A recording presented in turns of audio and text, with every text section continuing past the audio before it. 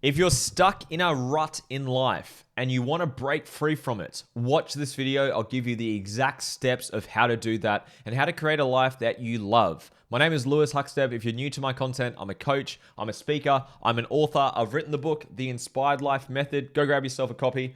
Essentially, what I help people do is find their life's purpose, their gift, what's most meaningful and fulfilling to this person, to a person, help them give that to the world, overcome all those mental and emotional blocks, and give you the skills to do that. So this applies massively to what we're talking about today. If you're in a rut in life, if you're stuck, if you feel like you're on a bit of a hamster wheel, if you're directionless in life, if you're just not moving towards the life that you want, I'm going to break it down for you today. So please pay attention, take some notes. I'm going to share my screen today as well if you're watching the video of this. YouTube and I believe Spotify has the video. So please take note. There's some really good practical steps coming up for you.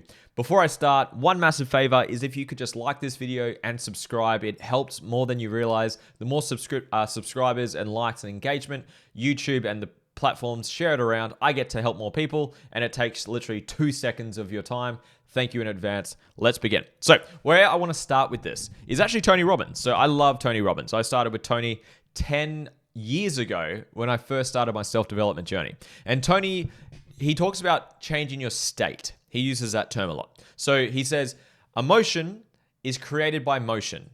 When you move your body, you change your mind and your state of mind. So essentially, the first layer to getting out of a rut is getting started. And that can be the hardest part for a lot of people because you feel numb, you feel lost, you feel stagnant, you don't feel motivated to do anything. So what I love about Tony Robbins is he helps you get started and get moving. So essentially, the first thing you want to do to get the ball rolling so you can move on to the next steps, which are more practical and more specific, is you got to move. You got to move that body. You want to change your state of mind. There's many ways you can do that. Some of my favorite ways is exercise. I train most mornings to move my body. Now, I do train to physically be fit and to look good, but I do it mainly for my mind. So I'm sharp, so I'm energized, so I'm in a good state of mind to actually do something practical. Because there's a great quote by Dr. Wayne Dyer, who's passed away. He said, "You don't see things the way they are. You see things the way you are." So that includes your beliefs and your perceptions and your trauma for clients that follow my work. It is based on that because your values and your beliefs and your perceptions are the filters you see life through. But also, it's what emotional state of mind that you're in the moment. Because we've all had moments where we've been angry, when we've been frustrated, we've been stressed, anxious, overwhelmed. And we've also had moments where we've felt inspired, energized, motivated, focused, and confident. And with those two different states of mind, Tony Robbins says there's empowering states and disempowering states. When you're in an empowering state, whether it's gratitude, love, joy, abundance, focus, confidence, or disempowering states, which may be anxiety, stress, overwhelm, frustration, depending what state of mind you're in, you'll be more or less resourceful and taking action. If you're in a disempowering state, you're probably not going to solve problems very well. You're probably not going to take on challenges. You're probably not going to speak very confidently. You're probably not going to make the better decisions for your future. So the first thing we want to do before I get into the practical, hey, these are the pieces that you need, come up with a way for you to consistently put yourself in a good state of mind. Exercise is fantastic. Breath work is fantastic. Meditation is fantastic. Journaling. There's many ways you can do that. My personal favorite, like I mentioned, is exercise. I do it most mornings. I train at 5 a.m. most mornings, sometimes 6. And I like to just move the body. Like today, I actually didn't train that hard. I did more of a mobility and flow session because I just wanted to move my body so I can wake up because I got a big day ahead. I'm filming content. I'm helping clients. I'm doing my thing. I want to be in a good state of mind. So what I would encourage you to do right now is to figure out what can you do consistently to put yourself in a great state of mind. Exercise might be an ice bath. I'm not the biggest fan of ice baths myself. I do cold showers every morning, but not the biggest fan of ice baths myself. Come up with a way that you can change your state. What puts you into a great state of mind? Might be going for a walk, might be going to the beach, might be walking your dogs, having a cuddle with your partner, spending time with your kids. Do what you need to do for you to put yourself into a great state of mind. Then we can move on to the next practical steps. So just for something to be practical, what can you do right now consistently on a day-to-day, week-to-week basis to consistently put yourself in a great state of mind so we can get practical on the next steps? I'm now sharing my screen if you're not watching my screen. So what I want to move on to is the theory of constraints. I've been like smashing this lately with my content because it's just so powerful. So the theory of constraints, it's normally used in business. I'm going to use a business example for you guys for this to make sense, and then I'll tie it back to humans. So the theory of constraints says that a system will grow to its lowest constraint. So a system will grow to its lowest constraint. You can use business as the example as well. So this is an example I've got. So say in a business, say the marketing of the business is a 10 out of 10. Like they're really good at copywriting, content creation, funneling people, getting people to consume and become aware of the business. Say the sales ability of the business is a 10 out of 10. So actually, if you've done any sales, your ability to close someone, your ability to get someone to say, yes, here's your money, here's the credit card, give me what you've got to offer. So say your marketing's a 10 out of 10, your sales is a 10 out of 10, but say the product, the actual thing you're selling, the service, the product, the food, the service is a 1 out of 10. It's shit. It's a shit product. Say that's the situation. What do you think the constraint is in this system, in this business? Obviously the product. The product's the problem. And the funny thing, in that exact situation, because I've done this before as well, most people think I just need to market more. I need to get my marketing to a 15 out of 10. It's like, no. The product is shit. Fix the product. Make the service better. Make the product better. The thing that you're selling, make it better. So say, for example, you did. And now the marketing's a 10 out of 10, the sales is a 10, and the product is a 10. Fantastic. The business or the system would then grow to the next constraint. It might be systems. It might be culture. It might be team. It might be client fulfillment. It might be customer service. There will be other things that break. So the system, again, would grow to the next constraint. Then we identify it. We de-bottleneck the bottleneck, if you want to call it like that, or unconstrain the constraint. And then again, it will grow to the next one. That's the constant evolution of growth. Now, human beings will grow to their lowest constraint. So you right now watching this video, and me, and everyone on the planet, will grow to your lowest constraint. It will be one of two things. There's two broad answers to this, but I'm going to zoom in and give you practical stuff for this. One bucket is skills. You do not have the skills to achieve the things that you want to achieve. Whether you don't know how to market, you don't know how to sell, you don't know how to train, you don't know how to eat properly, you don't know how to communicate, you don't know how to set boundaries, you don't know how to do the thing tactically, practically that you want to do. The other bucket, it's something within you. It's a belief or an unhealed wound within you. I'm going to zoom in on that. So it's either it's either the skills that you are missing, so you're lacking skills, or it is something within you, a belief, an unhealed trauma, a wound, something you haven't healed or integrated yet, because they create the sabotaging patterns that stop you from pursuing the skills. Now, if you've heard, I'll use Tony Robbins again because he teaches this really well. He says success in life, in anything, is 20% skills, 80% psychology. The skills are easy or simple. Now, don't get me wrong, there are specific skills that can be quite specific and harder to understand, articulate, and execute on. I'm not denying that. But for most people, the skills are fucking easy. Let's use health and fitness. Health and fitness is a perfect example. Are the skills needed to be relatively healthy? I'm not saying you're not going to go win the Olympics by any means, but relatively healthy. Is the skills needed to be relatively healthy so fucking complicated that no one can figure it out? That you got to go to university for 20 years to figure out how to be relatively healthy. Are those skills that challenging that no one can figure it out? Yes or no? The answer is obviously no. How come so many people struggle with their health? Like last time I checked, it was like 60+% of people, and depending on the country, obviously. I'm from Australia. I know Australia and America are pretty bad with this. Like 60+% of people are overweight or obese. Like health is not good. So how come the skills are so simple? Literally, if you need the skills, here they are. Move your body for 30 to 60 minutes a day, some form of exercise or training. Get good sleep, aim for 6 to 8 hours of quality sleep. Drink some good water, good filtered water, Don't drink fizzy drinks and shit like that. Eat as organic as possible. So less processed foods, the better. Do that consistently, and you get your macros right, actually. So calories and proteins, and macros. You do those 5 things, and you do them consistently, you'll be relatively healthy. Again, you're not going to go win the Olympics with that, but you'll be relatively healthy. How come so many people struggle to be relatively healthy? Their mind. It's something within them. They've got some beliefs that losing weight is hard, that I'm just an overweight person. I can't lose weight. There's something wrong with me. Blah, blah, blah, blah, blah. They're compensating from unhealed trauma. There's something there stopping that person from following through with the skills. So it's 20% skills, 80% psychology. Now I'm going to zoom in even further on that for you guys today. So I'm going to go on. I'm sharing my screen again.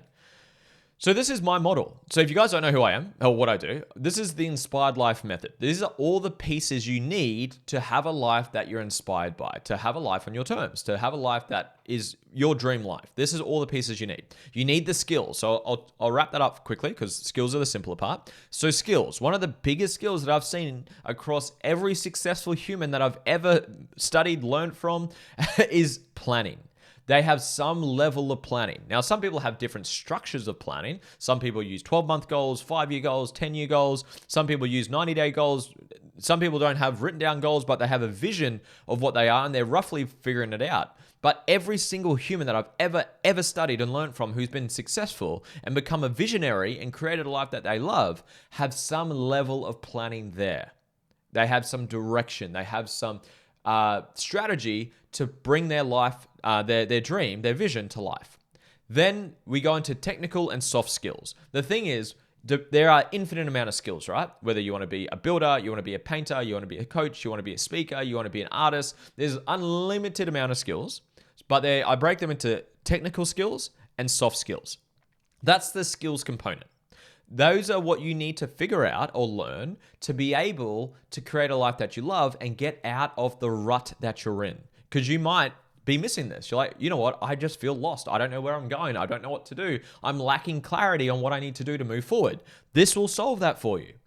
But that's the 20%. Let's go over to the 80%. If you're in a rut right now, if you're stuck in life, if you're struggling to break through, I guarantee you are missing some, if not all of the pieces that are on your screen right now. You may be not knowing what your values are. Now, if you follow me, I talk about values almost every single video. Values are areas of life that intrinsically fulfill you. They're not things like honesty, control, freedom, integrity. Those aren't values. I'm not going to teach values because I do it most other videos. Watch my other podcasts. You can consume that. But get clear on your values. It's what intrinsically fulfills you. Purpose. What is your purpose in life? That's the lighthouse. That is the biggest target, your northern star of what you want to do with your life. It gives you direction. It gives you more meaning. It gives you more fulfillment. So it gives you something to work towards. It's vague. It's not very measurable. We make it measurable by using your vision and your plan down here. But it gives you a direction to head in. Without it, you're floating through life. You're like on the hamster wheel. You're a jellyfish just floating through the water. You're not clear and direct. You don't have purpose behind what you're doing, hence lacking purpose. Then we get clear on a mission and vision. That is more of a tactical breakdown of the purpose. So the mission is a measurable goal to fulfill your purpose, and a vision is what your life looks like once you hit the mission. Okay? Same time scale, but different levels of degree of details. Then we get into the inner work. This is where beliefs, limiting beliefs, like I'm not enough, I'm too much, I'm stupid, I'm too old, I'm too young, I'm not worthy, I'm a loser, I'll never amount to anything, money is evil, whatever beliefs you've got. There's heaps of them, right? Infinite amount of limiting beliefs. Whatever beliefs you have, you make them true. This is the glass ceiling that I was talking about. So this is very much the psychological stuff that I was talking about before. So you have beliefs that are holding you back, or you have trauma. So if you've watched any of my content around trauma, trauma is a trait or a behavior that was painful.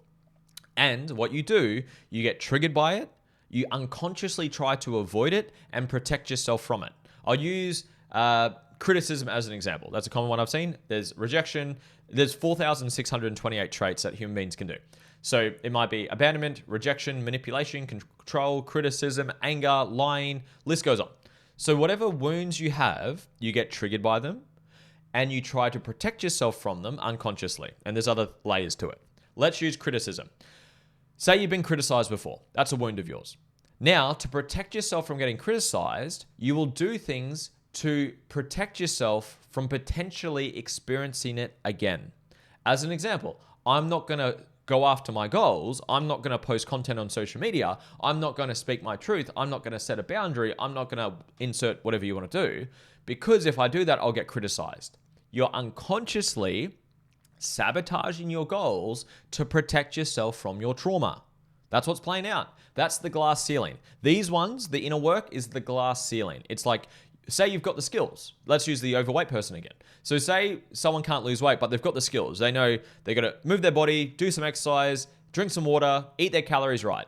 But they have a belief that they can't lose weight, that they'll never be able to be healthy, that they're big boned, that they're genetically fucked, that there's something wrong with them and they can't be healthy. Then it's going to sabotage them doing the skills. That's why it's 80% psychology, 20% skills. So you got trauma, long story short, trauma. And then emotional blocks. If anyone's followed Dr. Joe Dispenza, he teaches this fucking amazingly well. He says, to change your personal reality, you must change your personality. Really beautiful. Let me repeat that one more time.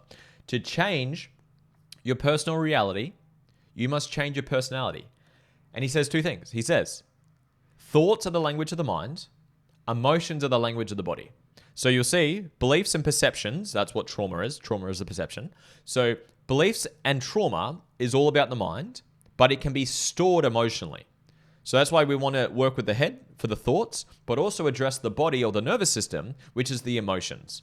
It's like, have you met anyone who just gives off this beautiful, attracting, magnetizing energy and emotions? You just want to be around them, right? They attract what it is that they are. You don't get in life what you want, you get in life who you are. And then you've met some people who are like energy vampires. And it might be you right now. I used to be that person. I used to be a fucking victim, energy sucking, negative ass person to be around. Lucky I got, because I was missing these pieces, right? So we want to address those stored or suppressed emotions and change your emotional home. That's what we want to do to address that. You put all of these together and you will break out of any fucking rut that you are in life. So to summarize it, get clear on who you are, your soul's values, your life's purpose, what you want to create in your life, your mission, your vision. Address your limiting beliefs, your trauma, integrate them and change that emotional home that you live in. And then get the skills, plan out your life, have direction, have an action plan, and learn the technical and soft skills that you need to learn to bring your vision to life, to get out of that rut. I guarantee you this will solve whatever rut that you're in right now. If not, I don't know how to give you any guarantee here. I give you a money back guarantee on my services. I do that for all my services. Now, the question I got for you so you can get something out of this conversation. What's your lowest constraint right now? What's holding you back in life? Do you need to go back and I'll come back right now? Do you not know your purpose? Do you not know your values? Are you not clear on a mission and vision? Are you lacking a plan? Are you lacking skills that you need to go learn? Or have you got some inner shit you haven't addressed? You don't know you've got some limiting beliefs. You got some unhealed trauma. You got some shitty emotions that you haven't addressed yet. Because whatever that is, remember, once you address it, you will then grow to the next constraint. The theory of constraints. Humans grow to their lowest constraint. So right now, say your constraint is a limiting belief that you're too much, that you're not enough, that you're a fucking loser, that you'll never amount to anything. We remove that belief. Then you'll grow to the next constraint. It might be skills. You might not know how to market. You might not know how to sell. You might not know how to communicate. Great. Learn the skills. Then you'll grow to the next constraint.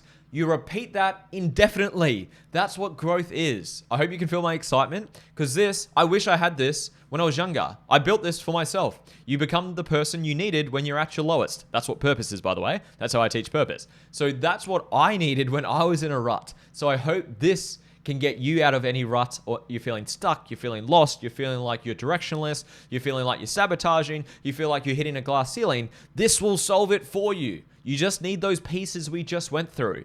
Figure out which ones are you missing. If you want to get the pieces, it's in my book. Go grab a copy of my book. Or if you want the full version, when I say that, because there's teaching a book, there's limitations to teaching within a book because it's a book. My full version of everything is in my conscious community. Down below, you'll see a link. You get a free trial for 7 days. Try it all for free for 7 days. And you get a one-on-one call with me when you join. Private call, just you and me. You can cancel whenever you want. And it's fucking life-changing. There's no risk there for you. I've helped thousands and thousands and thousands of people now. I have heaps and I've got thousands of testimonials. It's phenomenal. If you want help with that, go down below. If I could ask one more favor, like the video, subscribe if you haven't, leave your thoughts down below. What stood out to you? What's your lowest constraint? I'd love to know. What's your lowest constraint right now holding you back from pursuing the life that you want and getting out of the rut that you're in? And share this with a friend. It really means a lot. Thank you so much. Thank you for listening. Have a beautiful day. Go crush it. Go create a life that you love. I love you and I appreciate you. See you later. Bye.